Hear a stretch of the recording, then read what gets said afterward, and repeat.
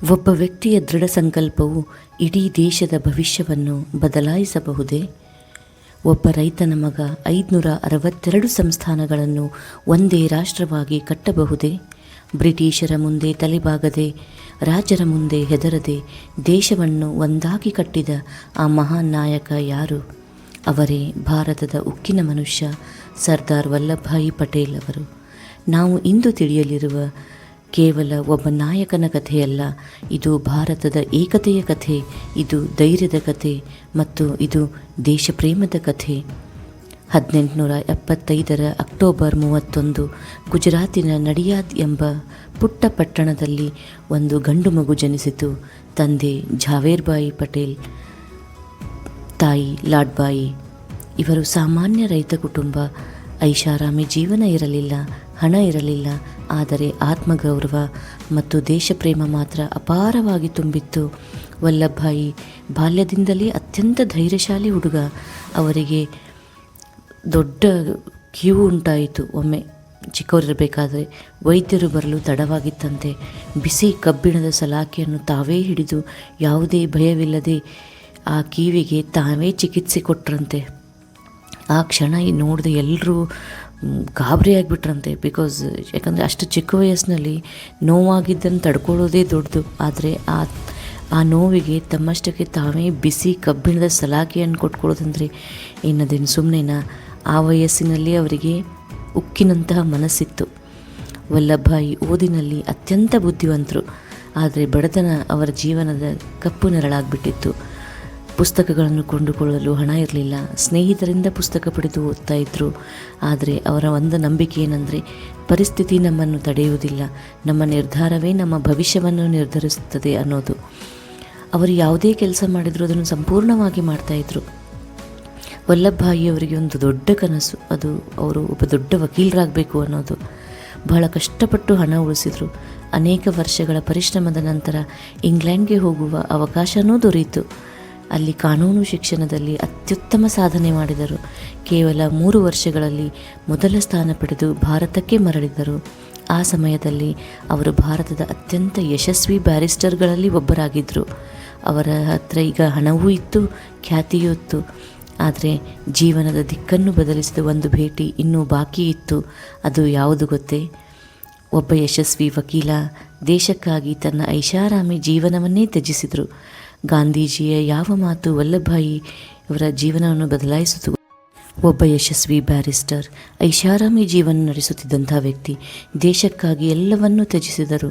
ಅದಕ್ಕೆ ಕಾರಣ 1917 ಗುಜರಾತಿನ ಅಹಮದಾಬಾದ್ನಲ್ಲಿ ವಲ್ಲಭಭಾಯಿ ಪಟೇಲ್ ಅವರು ಮೊದಲ ಬಾರಿಗೆ ಗಾಂಧೀಜಿಯವರ ಭಾಷಣವನ್ನು ಕೇಳಿದರು. ಗಾಂಧೀಜಿಯ ಮಾತುಗಳು ಅವರ ಹೃದಯವನ್ನು ತಟ್ಟಿದವು. ದೇಶಕ್ಕೆ ನಿಮ್ಮಂತಹ ವಿದ್ಯಾವಂತರ ಅಗತ್ಯವಿದೆ. ಆ ಒಂದು ಮಾತು ಅವರ ಜೀವನದ ದಿಕ್ಕನ್ನೇ ಬದಲಿಸಿಬಿಡ್ತು. ಅವರು ದುಬಾರಿ ಬಟ್ಟೆಗಳನ್ನು ಬಿಟ್ಬಿಟ್ರು, ಖಾದಿ ಬಟ್ಟೆಗಳನ್ನು ಧರಿಸಿದರು, ವಕೀಲರ ಐಷಾರಾಮಿ ಜೀವನವನ್ನೂ ಬಿಟ್ಟರು, ರೈತರ ನಡುವೆ ಬದುಕಲು ಆರಂಭಿಸಿದರು. ಏಕೆಂದರೆ ಅವರಿಗೆ ಆಗ ಹಣಕ್ಕಿಂತ ಭಾರತ ಮುಖ್ಯವಾಗಿತ್ತು. 1918 ಗುಜರಾತಿನ ಖೇಡಾ ಜಿಲ್ಲೆಯಲ್ಲಿ ಭೀಕರ ಬರಗಾಲ, ಬೆಳೆ ಇಲ್ಲ, ಆದಾಯವೂ ಇಲ್ಲ. ಆದರೆ ಬ್ರಿಟಿಷ್ ಸರ್ಕಾರ ತೆರಿಗೆ ಕೇಳ್ತಾ ಇತ್ತು. ಬಡ ರೈತರು ಕಣ್ಣೀರಿಡ್ತಿದ್ರು. ಆ ಸಮಯದಲ್ಲಿ ವಲ್ಲಭಭಾಯಿ ಪಟೇಲ್ ಗ್ರಾಮದಿಂದ ಗ್ರಾಮಕ್ಕೆ ತೆರಳಿ ರೈತರನ್ನು ಒಗ್ಗೂಡಿಸಿದರು. ಅವರು ಹೇಳ್ತಾ ಇದ್ರು, ಒಬ್ಬೊಬ್ಬರಾಗಿ ಹೋರಾಡಿದರೆ ಸೋಲ್ತೀವಿ, ಒಗ್ಗಟ್ಟಾಗಿ ನಿಂತರೆ ಗೆಲ್ತೀವಿ, ಏಕೆಂದರೆ ಒಗ್ಗಟ್ಟಿನಲ್ಲಿ ಬಲವಿದೆ ಅಲ್ವೇ? ಸಾವಿರಾರು ರೈತರು ಒಂದೇ ಮಾತು ಹೇಳಿದರು, ನಾವು ತೆರಿಗೆ ಕಟ್ಟೋದಿಲ್ಲ. ಆದರೆ ಬ್ರಿಟಿಷರು ಸುಮ್ಮನೆ ಇರ್ತಾರೆ? ಅವರು ಬೆದರಿಸ್ತಾನೇ ಇದ್ದರು. ಜಮೀನು ವಶಪಡಿಸಿಕೊಳ್ಳೋದಾಗಿ ಹೇಳಿದರು, ಜೈಲಿಗೆ ಹಾಕೋದಾಗಿಯೂ ಹೆದರಿಸಿದರು. ಆದರೆ ಯಾರೂ ಹೆದರಲಿಲ್ಲ. ಕೊನೆಗೆ ಬ್ರಿಟಿಷ್ ಸರ್ಕಾರವೇ ಹಿಂದೆ ಸರಿಯಿತು. ನಮ್ಮ ರೈತರು ಜಯಗಳಿಸಿದರು. 1928 ಇನ್ನೊಂದು ದೊಡ್ಡ ಹೋರಾಟ. ಈ ಬಾರಿ ಬಾರ್ಡೋಲಿ. ಬ್ರಿಟಿಷರು ಭೂ ತೆರಿಗೆಯನ್ನು ಸುಮಾರು 30% ಹೆಚ್ಚಿಸಿದರು. ರೈತರು ಸಂಕಷ್ಟದಲ್ಲಿದ್ದರು. ಮತ್ತೊಮ್ಮೆ ಅವರ ನೆರವಿಗೆ ಬಂದವರು ನಮ್ಮ ಸರ್ದಾರ್ ವಲ್ಲಭಭಾಯಿ ಪಟೇಲ್ ಅವರು. ಅವರು ಸಾವಿರಾರು ರೈತರ ಸಭೆ ನಡೆಸಿದರು. ಒಂದು ಮಾತು ಹೇಳಿದರು, ಭಯಪಡಬೇಡಿ, ಸತ್ಯ ಜೊತೆಗೆ ನಿಲ್ಲಿ, ನ್ಯಾಯ ನಮ್ಮದಾಗುತ್ತದೆ. ಗ್ರಾಮದಲ್ಲಿ ಮಹಿಳೆಯರು, ಮಕ್ಕಳು, ಪುರುಷರು ಎಲ್ಲರೂ ಹೋರಾಟದಲ್ಲಿ ಭಾಗವಹಿಸಿದರು. ತಿಂಗಳುಗಳ ಕಾಲ ಒಂದೇ ಧ್ವನಿ ಮೊಳಗಿದ್ದು. ಅದು ಯಾವ ಧ್ವನಿ ಗೊತ್ತೇ? ಅದು ಅನ್ಯಾಯದ ವಿರುದ್ಧದ ಧ್ವನಿ. ನಾವು ತೆರಿಗೆ ಕಟ್ಟೋದಿಲ್ಲ ಎನ್ನೋದು. ಕೊನೆಗೆ ಬ್ರಿಟಿಷ್ ಸರ್ಕಾರ ಮಣಿಯಿತು. ತೆರಿಗೆ ಹೆಚ್ಚಳವನ್ನು ಹಿಂತೆಗೆದುಕೊಂಡಿತು. ಆ ದಿನ ಬಾರ್ಡೋಲಿಯ ಮಹಿಳೆಯರು ವಲ್ಲಭಭಾಯಿ ಪಟೇಲ್ ಅವರನ್ನು ಒಂದು ಹೊಸ ಹೆಸರಿನಿಂದ ಕರೆದರು. ಅದುವೇ ಸರ್ದಾರ್ ಅಂತ, ಅಂದರೆ ನಮ್ಮ ನಾಯಕ. ಆ ದಿನದಿಂದ ಇಡೀ ಭಾರತ ಅವರನ್ನು ಸರ್ದಾರ್ ವಲ್ಲಭಭಾಯಿ ಪಟೇಲ್ ಎಂದು ಕರೆಯಲು ಆರಂಭಿಸಿತು. ಆದರೆ ಇದು ಅವರ ಜೀವನದ ಅತಿ ದೊಡ್ಡ ಸಾಧನೆಯಲ್ಲ. 562 ಸಂಸ್ಥಾನಗಳು, ಒಂದೇ ಭಾರತ. 1947 ಭಾರತ ಸ್ವಾತಂತ್ರ್ಯವನ್ನು ಪಡೆಯಿತು. ದೇಶದಲ್ಲಿ ಅತಿ ಸಂತೋಷದ ವಾತಾವರಣ, ಏಕೆಂದರೆ ಹಲವಾರು ವರ್ಷಗಳ ಕನಸು ನನಸಾದ ಸಮಯ. ಆದರೆ ಸ್ವಾತಂತ್ರ್ಯ ಬಂದ ತಕ್ಷಣವೇ ಭಾರತ ಎದುರಿಸಿದ ಅತಿ ದೊಡ್ಡ ಸವಾಲು ಯಾವುದು ಗೊತ್ತೇ? ಅದು ಭಾರತ ಒಂದಾಗಿರಲಿಲ್ಲ. ಬ್ರಿಟಿಷರ ಆಡಳಿತದ ಜೊತೆಗೆ ಭಾರತದಲ್ಲಿ 100 ಸಂಸ್ಥಾನಗಳಿದ್ದವು. ಅನೇಕ ಸಂಸ್ಥಾನಗಳಿಗೆ ತಮ್ಮದೇ ಆದ ರಾಜರು, ತಮ್ಮದೇ ಆದ ಆಡಳಿತ, ತಮ್ಮದೇ ಆದ ನಿರ್ಧಾರಗಳು. ಒಂದು ವೇಳೆ ಈ ಸಂಸ್ಥಾನಗಳು ಪ್ರತ್ಯೇಕವಾಗಿಯೇ ಉಳಿದಿದ್ದರೆ ಭಾರತ ಒಂದೇ ದೇಶವಾಗದೆ ಹಲವಾರು ತುಂಡುಗಳಾಗಿ ವಿಭಜನೆಯಾಗುವ ಅಪಾಯವಿತ್ತು. ಆ ಸಮಯದಲ್ಲಿ ಈ ಮಹತ್ತರ ಜವಾಬ್ದಾರಿ ನಮ್ಮ ಸರ್ದಾರ್ ವಲ್ಲಭಭಾಯಿಯವರ ಹೆಗಲಿಗೆ ಬಂತು.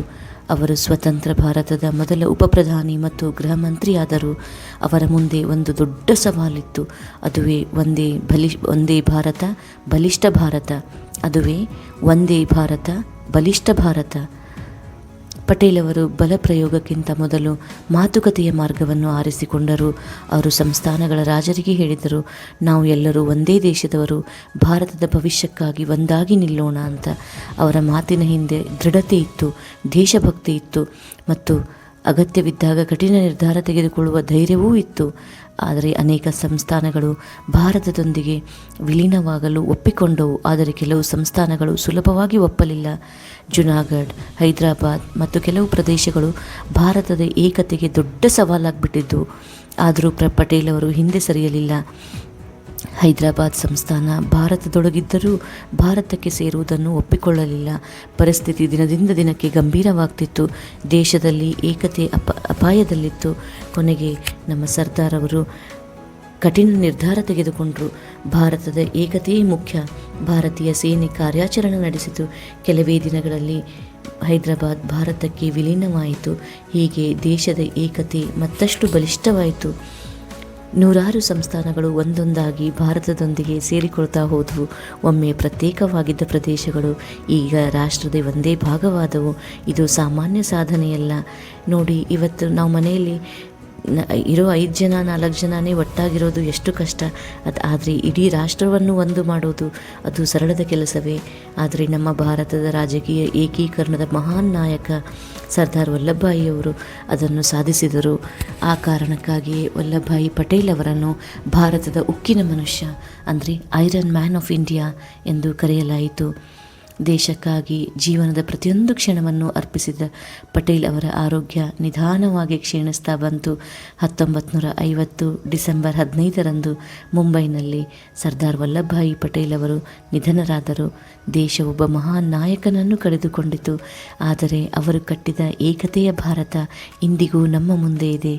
ಸರ್ದಾರ್ ಪಟೇಲ್ ಅವರ ಜೀವನ ಕೇವಲ ಇತಿಹಾಸವಲ್ಲ, ಅದು ಒಂದು ಧೈರ್ಯದ ಪಾಠ, ಏಕತೆಯ ಪಾಠ, ನಾಯಕತ್ವದ ಪಾಠ. ಅವರು ನಮಗೆ ಒಂದು ವಿಷಯವನ್ನು ಸ್ಪಷ್ಟವಾಗಿ ತೋರಿಸಿದರು. ದೇಶ ದೊಡ್ಡದಾಗಬೇಕಾದರೆ ಮೊದಲು ದೇಶದ ಜನ ಒಂದಾಗಬೇಕು.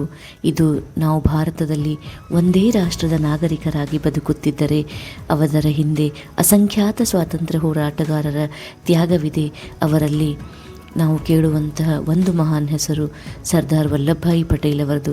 ಅವರ ಜೀವನ ನಮಗೆ ಸದಾ ನೆನಪಿಸಲಿ. ಏಕತೆಯಲ್ಲಿ ಶಕ್ತಿ, ಏಕತೆಯಲ್ಲೇ ಭವ್ಯ ಭಾರತದ ಭವಿಷ್ಯ.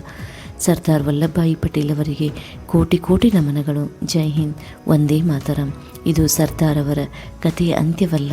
ಅವರ ಆದರ್ಶಗಳನ್ನು ಮುಂದುವರಿಸುವುದು ನಿಮ್ಮೆಲ್ಲರ ಜವಾಬ್ದಾರಿಯಾಗಿದೆ.